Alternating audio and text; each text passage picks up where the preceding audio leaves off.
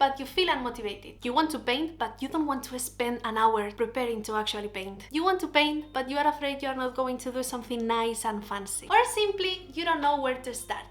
Don't worry, I got you covered.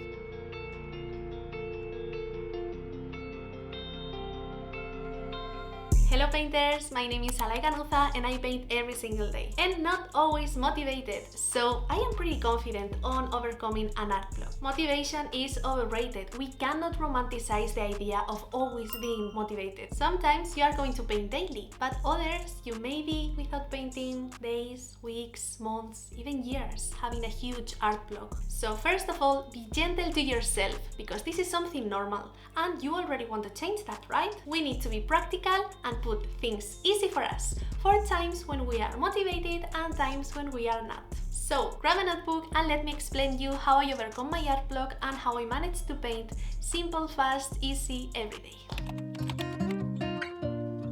First of all, what is your interest, your main focus? In my case, it's still life, mundane things that I have surrounding in my house. But for you, it can be landscapes, portraits, it can be surreal art, whatever you want.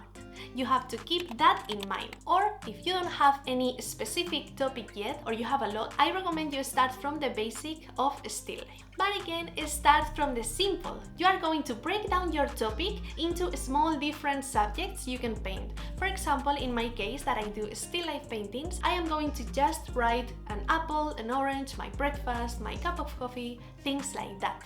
If you paint, for example, portraits, you have it easy because you can put an ear, a nose, your mouth, some feet, whatever you want in your topic. But it has to be simple, individual things you may find inspiration from, and sometimes less is more. So maybe you are going to think that a nose is not going to be a magnificent painting, but you are going to be surprised, because sometimes the more meh photos are going to be the best paintings. You can scroll through your gallery in your phone and see if you have any photos from your topic, or you can see on internet. For example, on Instagram we are a lot of creators that we share references for you to paint, like we do in the food paint challenge. We share weekly references. I also share some references on my Patreon. So just look it in your phone or on social media for some inspiration, but you are going to note your topics.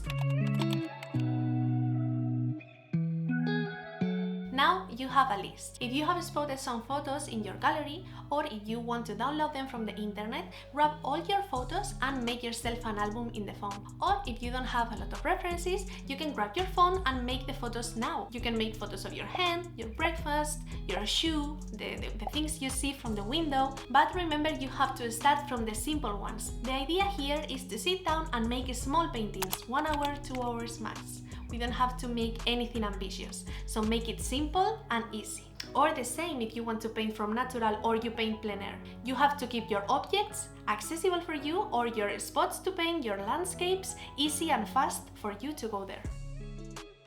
Now at this point, you know what you want to paint and you have your references ready. Now it's time for the materials.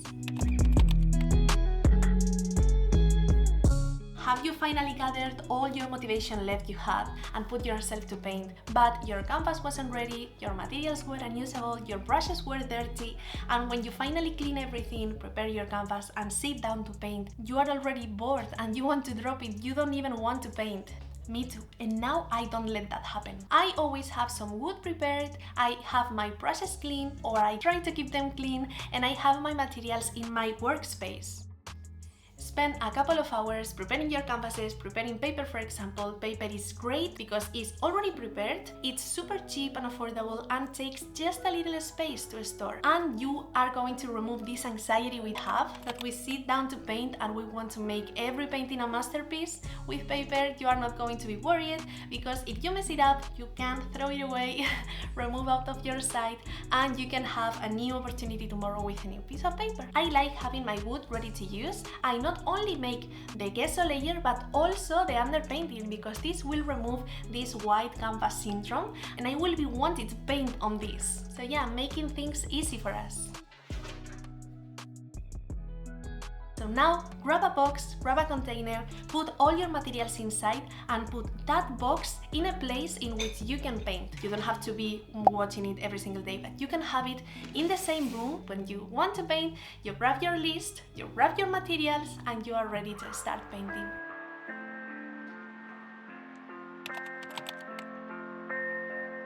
In the long run, this is my job, so I know me, I need to have everything prepared because I know I can procrastinate a lot in these small tasks. So I am going to prepare some wood, and monthly or periodically I am going to make new batches, so I always have some canvases ready to paint.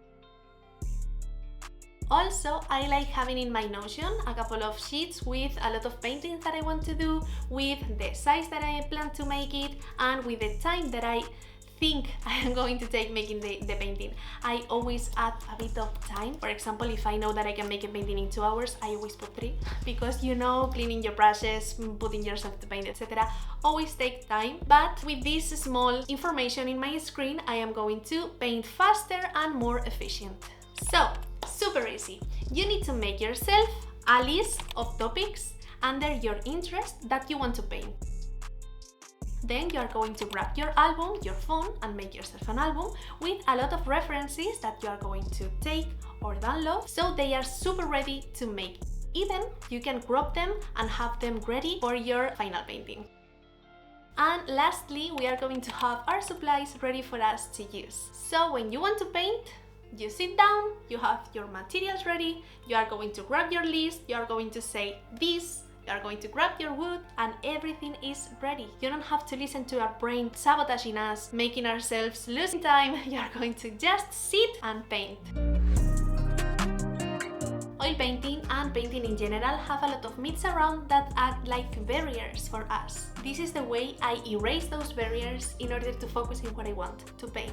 If you want to keep erasing barriers, I will leave you another video I made with some do's and don'ts that you should apply in your painting. Thanks for watching, and I will see you in the comments. Bye!